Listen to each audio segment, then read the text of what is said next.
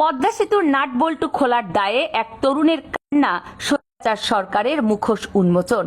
30,193 কোটি 39 লাখ টাকার ব্যয়ে নির্মিত দেশের সবচেয়ে গুরুত্বপূর্ণ মেগা প্রকল্প পদ্মা সেতু।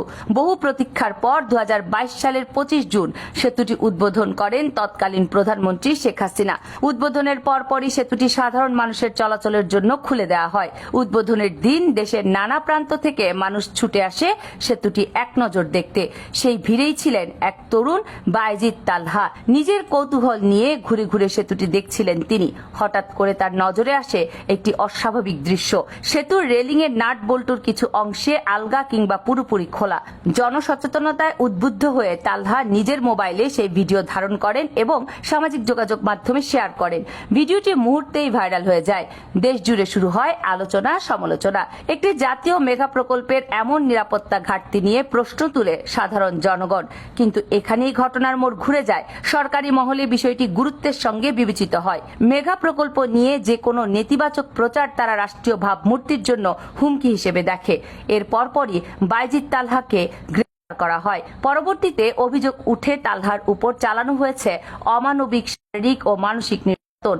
সামাজিক মাধ্যমে তীব্র প্রতিক্রিয়া দেখা দেয়। তালহা জানান, আমাকে দিনের পর দিন চাপ দিয়ে বলা হয় নিজেকে যেন বিএনপি জামায়াতের কর্মী বলে স্বীকার করি। আমাকে 7 দিনের রিমান্ড দেখিয়ে 10 দিন রাখা হয়, এমনকি শকও দেওয়া হয়। আমি কিছুতেই বুঝে উঠতে পারছিলাম না সত্য বলা কি আমার অপরাধ। তালহা বলেন, রাষ্ট্রের একজন সাধারণ নাগরিক হিসেবে আমি 8-10 জনের মতো আমি পদ্মা সেতুতে ঘুরতে যাই, যে এটা রাষ্ট্রের একটি গুরুত্বপূর্ণ স্থাপনা সেই হিসেবে। কিন্তু ঘুরতে যাওয়ার মাঝখানে মাঝ পথেই আমি দেখতে পাই যে বিভিন্ন লোক বিভিন্নভাবে দেখাচ্ছেন যে নাট বল্টুগুলো খোলা।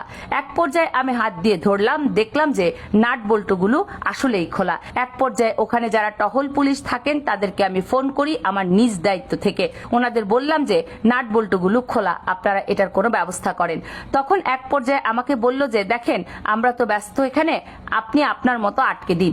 তখন আমি না আটকিয়ে কি করেছি, সচেতনতার জন্য ছোট একটা ভিডিও করে লাইভ করি যে দেখেন হাজার হাজার কোটি টাকার পদ্মা সেতু বসানোর অবস্থা। তো এটা করার পরে আমি আমার মতো চলে আসি। যখন বাসায় আসি, বাসায় আসার পরে দেখি যে ভিডিওটা ব্যাপকভাবে ভাইরাল হয়ে যায়। তাহলে আরো বলেন, একটা পদ্মা সেতুর নাট বল্টু তো একটা পাগল মানুষও খুলবে না, আমি তো দূরের কথা।